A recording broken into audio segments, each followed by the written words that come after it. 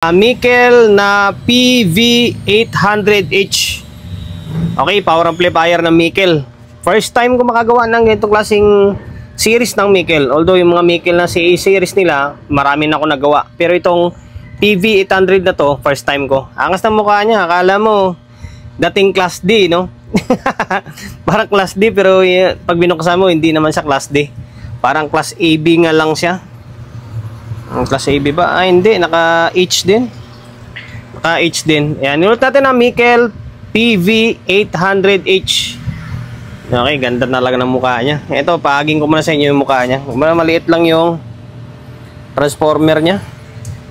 800 na nakalagay. Baka nasa 400 siguro to. 400 watts per channel. Kaya naging 800 siya. 1, 2, 3, 4, 5, 6, 7. 7 pairs. Yung output C5200 and then A1943. Tapos meron siyang 4 cups na 80 volts by 10,000 microfarad. Okay, eto. Pero apat yung fan niya, oh. Angas ah. Shoutout muna sa may-ari nito na pinagkatiwalaan tayo na gawin yung unit nila. Okay, ang issue daw nito ay hindi ko nakalimutan ko na yung combo namin ni Bossing eh. Pero nung tinisting ko kanina, may audio siya. May audio. Hindi lang siya balanse. Ito sa kabilang side na to, normal siya. Maganda yung tunog. Tapos dito sa may kabilang side is parang basag siya. Parang basag. Parang basta yung dating niya basag eh. Inugot ko lang. Try nga natin ulit. Tapos nung dinala ito kanina, naka-bridge. Naka-bridge yung switch niya.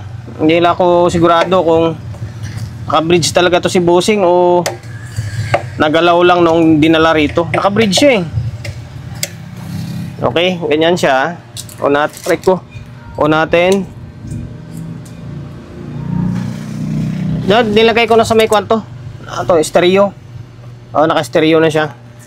Okay, naka-play laptop natin. Natin kung ano mangyari. Kanina to basag eh.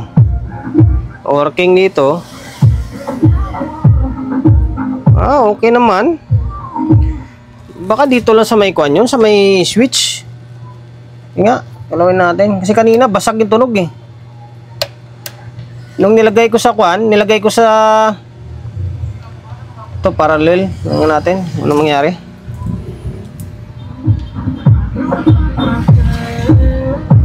Parang nag-okay na siya. Minsan kasi guys, sa totoo lang, yung tunog na parang basag-basag yung tunog, pero normal yung amplifier, minsan nasa switch lang sa likod yan. Madalas ko ma-encounter yan sa mga CA and then sa mga ACE na amplifier.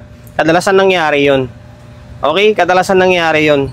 Ang gagawin nyo lang dyan is patakan nyo ng contact cleaner. Yung contact cleaner na sinasabi ko, dalawang klase. Merong contact cleaner na yung malapot. Kapag in-spray mo yung malapot, huwag nyo gamitin yun. Kailangan yung contact cleaner na yung kwansya, yung parang WD-40 yung dating niya. Yan, pwede mong gamitin. Pero yung malapot, huwag kayong gumamit nun. Pangit yun. Okay? Ngayon, ang gagawin natin, patakan natin to ng contact cleaner. Ang akin dito, ginagawa ko, yung contact cleaner ko, hinaluan ko siya ng kunting langis. Saan na ba yun? Ito. Iba na eh. Yung isa ko nandun sa bahay. Ito. Pero buti lang ito ha. Buti lang ito. Buti ito ng langis. Tapos nilagyan ko lang din, siyempre. Sayang naman kung tatapon lang natin to. Halo ito, contact cleaner, tapos may halong langis. Langis nga ng pang motor ang gamit ko rito eh. Yung synthetic oil. Pwede yun.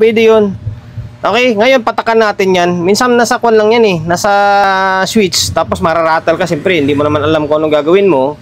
Takbo ka ngayon sa technician, di ba? Okay, patakan ko ng switch para maging normal yung mga switch niya. Napatakan na natin ng contact cleaner yan. Tapos ang diskarte nyo, di ba, napatakan nyo na ng contact cleaner. Huwag nyo, hindi yung patak lang, di ba? Pag nalagyan nyo ng contact cleaner, huwag nyo, hindi nyo gagalawin. Ngayon, ang gagawin nyo is galaw-galawin nyo siya up and down. Basta magagalaw mo siya para yung corrosion dun sa loob is matatanggal. Hagurin nyo kumbaga. Huwag naman yung sobrang gano'n-gano'n, baka may mabali naman yung switch, di ba? Yung saktong galaw-galaw lang siya hanggang sa paramdaman mo na medyo swabe na yung galaw niya, hindi na siya matigas, okay na yun, working na yun. Tsaka nyo ititesting, di ba? O yan, nalagyan na natin yan. O balik natin yung speaker natin. Honest tayo, lang naman sasabihin natin na may sira to, kung yun lang naman talaga yung dahilan, di ba? At least nagsasabi tayo ng totoo. Okay, yung setup niya, naka-stereo siya. Kaya atin lang, ginawa lang natin ng video to para kahit papaano makapagbigay ideya tayo. Diba, malay nyo, ganun lang problema ng unit nyo. Kahit sa hindi ganito klaseng brand or ganitong unit, pero parehas yung issue, di ba? Yung pala, switch lang din sa likod. Madalas yan, madalas ko na-encounter yan. Lalo sa Ace or sa mga CE series. Okay, oh. Ang hindi ko lang mapagtanto kanina kung bakit naka-bridge si bossing. Baka binibridge niya talaga ito. Okay. Oh, ayan ah. Mabilis ang video lang ito. Normal talaga siya, oh.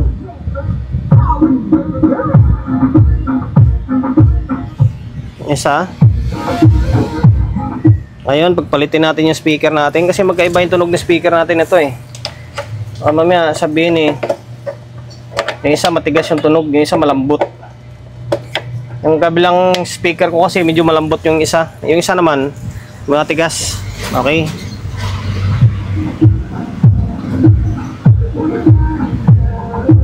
Ayan, okay. Paras lang. Lumipat na sila. Makapirate pa tayo. Okay na. Hanggang dito na lang. Hindi, pero tingnan. Tingnan, pakita ko muna sa inyo yung bias, di ba? Para kumbinsido kayo, baka sabihin nyo gumagawa lang tayo ng kwento.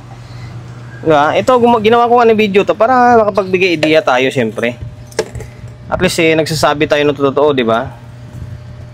Then, sayang din, para kahit paano may content tayo. Pang-upload din yan. Yung bias nyo, nasa 0.3. Magpo 0.4 na yan. Okay, magpo 0.4 na. Pares lang, oh. Diba? Walang labis, walang kulang, oh. Diba, working yung amplifier. Doon lang talaga yun sa switch. Pahabol ko. Pasensya na guys, ha. Sabi ko sa inyo, honest ako eh. Tatakpan ko na sana, or pinahinga ko siya ng mga ilang oras, tapos tatakpan ko na sana. Ngayon, ayaw na naman, or nagluluko na naman yung unit na to. Titingnan ko kung problema is dito sa control. Pag ginagalaw-galaw ko siya, may time na okay. Pag unang bukas, ayaw. Pangit ng tunog. Tapos pag ginagalaw mo, ayun, okay na naman siya. Nanyo. Kaya minaklas ko na kasi balak kong palitan. Baka sira na yung control niya. Tingnan nyo.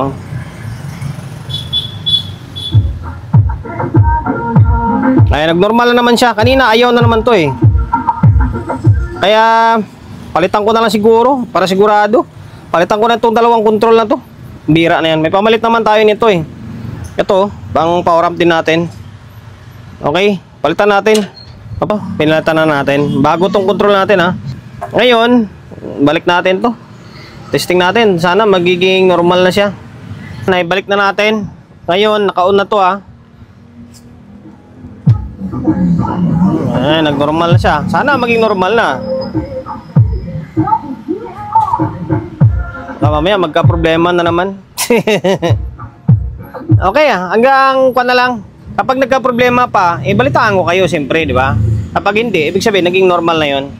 Okay, dahil umabot ka sa part ng video natin na ito, baka pwedeng makahingi ng isang subscribe mo diyan. Ikaw kung nanonood ka man ngayon na hindi ka pa nakapag-subscribe, baka naman paki-subscribe. And then may makita kang bell button sa gilid, pindutin mo 'yan. Pag napindot mo yung bell, tapos i-all mo. Yan, pag na-all na, para kapag may upload ako ng video, ay updated kayo. Diba? Nag-upload ako ng video, 1 beses, 2 beses kada araw. Okay? Maraming salamat. And then, God bless sa inyo.